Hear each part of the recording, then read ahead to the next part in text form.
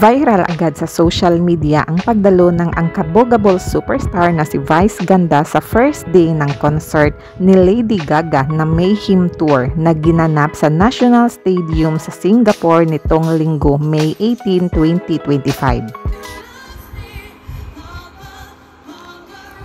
Napahanga ang mga fans at agaw pansin nang makita si Vice sa kanyang bonggang red outfit.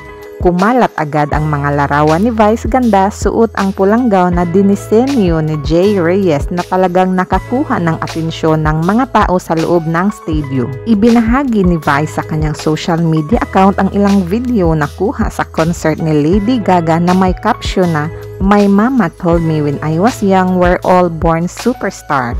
Inulan agad ng positibong komento ang kanyang video.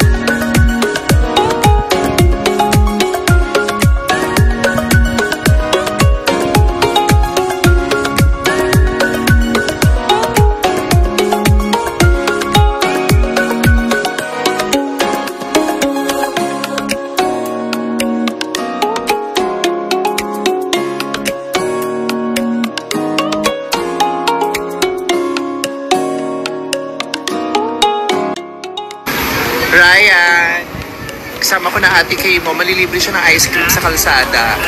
Oh. Wow, gosh. Ryan, nagkatuloy ka namin. Alam ko, nilibre mo ako. Papabalik ko na.